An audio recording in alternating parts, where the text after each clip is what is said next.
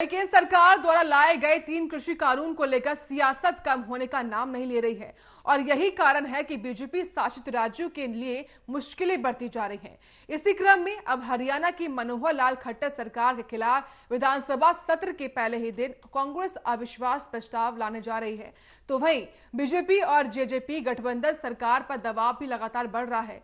हरियाणा के इस बदलते समीकरण पर एक रिपोर्ट देखिए।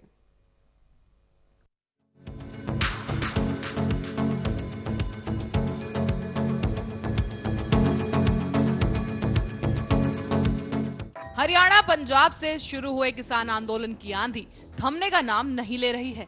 किसानों की आड़ में विपक्षी पार्टियां भी लगातार बीजेपी पर हमलावर होती नजर आईं और अब एक बार फिर से कांग्रेस की तरफ से बीजेपी सरकार को घेरने की तैयारी की जा रही है। 5 मार्च से शुरू होने वाले विधानसभा के बजट सत्र में कांग्रेस ने खट्टर सरकार को घेरने की रणनीति तैयार कर ली है।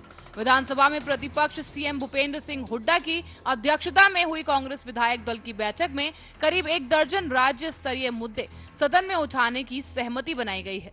हुड्डा ने साफ तौर पर कहा है कि राज्यपाल सत्यदेव नारायण आर्य के बजट अभिभाषण के बाद खट्टर सरकार के खिलाफ प्रस्ताव लाया जाएगा। साथ ही कानून संशोधन कर उसमें किसानों के लिए एमएसपी की गारंटी का प्रावधान जोड़ने के लिए कांग्रेस की तरफ से एक प्राइवेट मेंबर्स बिल भी इसी सत्र में लाया जाएगा। क्या है अविश्वास प्रस्ताव? संविधान में अविश्वास प्रस्ताव का कोई जिक्र नहीं है, लेकिन अनुच्छेद 118 के तहत हर सदन अपनी प्रक्रिया बना सकता है, जबकि नियम 198 के तहत ऐसी व्यवस्था है कि कोई भी सदस्य लोकसभा अध्यक्ष को सरकार के विरुद्ध अविश्वास प्रस्ताव का नोटिस दे सकता है। प्रस्ताव पारित करने के लिए सबसे पहले विपक्षी दल को लोकसभा अध्यक्ष को इसकी लिखित सूचना देनी होती है। इसके बाद ही स्पीकर उस दल के किसी सांसद को इसे पेश करने के लिए कहता है। ये बात सदन में तब उठती है जब किसी दल को लगता है कि सरकार सदन का विश्वास या बहुमत खो चुकी है।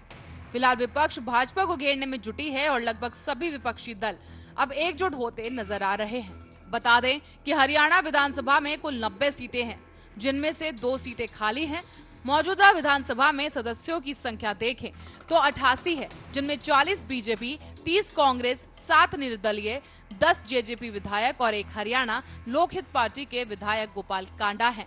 ऐसे में कांग्रेस अविश्वास प्रस्ताव लाती है तो खट्टर सरकार को 45 विधायकों का समर्थन जुटाना होगा। बीजेपी, जेजेपी और निर्दलीय विधायकों के समर्थन से बनी सरकार के पास 55 विधायकों का समर्थन हासिल था, लेकिन फिलहाल 8 विधायक सरकार से अपनी नाराजगी जता चुके हैं। हालांकि जेजेपी के 6 विधायक कृषि कानून के खिलाफ हैं और समर्थन दे रहे निर्दलीय विधायक भी अब उसके साथ जुड़ चुके हैं। इस तरह से 8 विधायक सरकार के खिलाफ हो गए हैं, जिसके बाद खट्टर सरकार के समर्थन में फिलहाल 47 की संख्या हो। ऐसी स्थिति में खट्टर सरकार को बचाने का सारा दारोमदार निर्दलीय विधायकों पर होगा। इसी बात को देखते हुए पिछले दिनों सीएम मनोहर लाल खट्टर ने निर्दलीय विधायकों के साथ बैठक भी की। इसी बात को देखते हुए पिछले दिनों सीएम मनोहर लाल खट्टर ने निर्दलीय विधायकों के साथ लंच भी रखा था। ऐसे में देखना होगा कि भूपेंद्र सिंह हुड्डा प्रस्ताव लाते हैं तो उनके साथ कितने विधायक खड़े होते हैं। Special report, Arya news.